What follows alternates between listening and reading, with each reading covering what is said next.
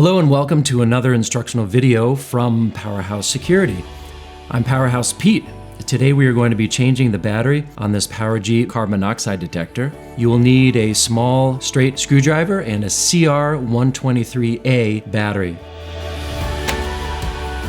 Laundry area carbon tampered.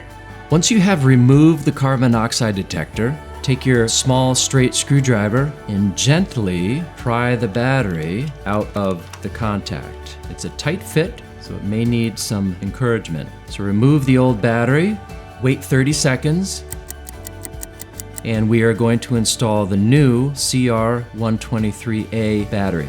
Remember, match up the polarity, positive and negative.